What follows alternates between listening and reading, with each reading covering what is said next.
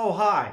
A couple things happened this past week that made us think about that 1989 movie by Rick Moranis, Honey, I Shrunk the Kids. First, we got some feedback on our video from 2 weeks ago, Build Big or Build Small, and we'll talk about that in a moment. And secondly, Carrie Nicholson at Legacy Partners started a local Urban Land Institute multifamily group and had its first meeting last week. And I was on a panel talking about this trend towards smaller apartments, particularly urban one bedrooms, open one bedrooms, and that kind of new unit in the marketplace. So first, let's go back to that article we did a couple of weeks ago where we looked at rents and apartment sizes, and very logically, smaller apartments rent for less than larger apartments.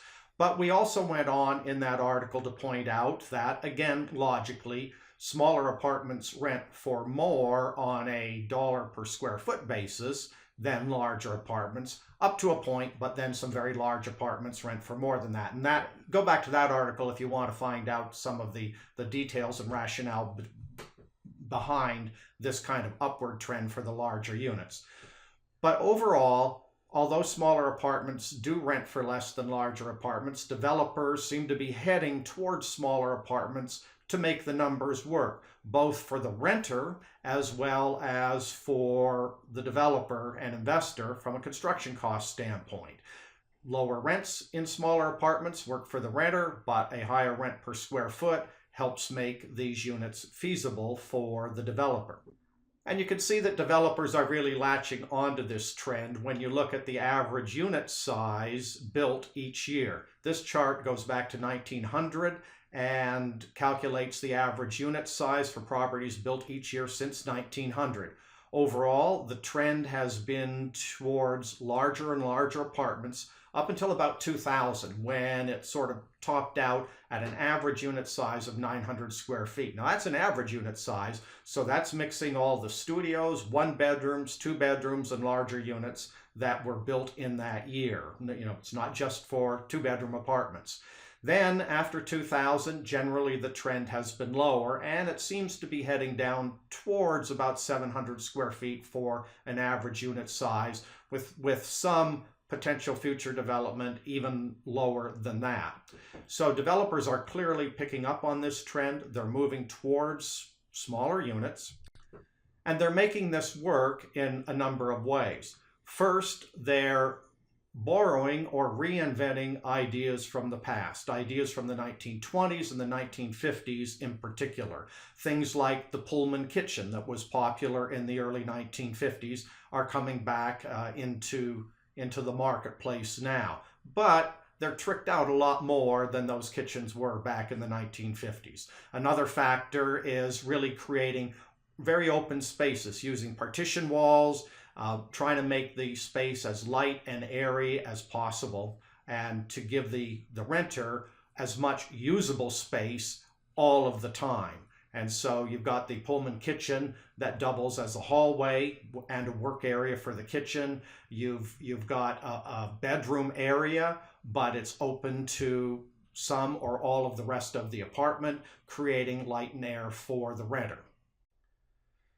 Now, these concepts worked back in the 1920s and the 1950s. In fact, those buildings that were built with small units and these kinds of features back then are still operating today, and they're very successful. But these trends should work even better today than they did back then.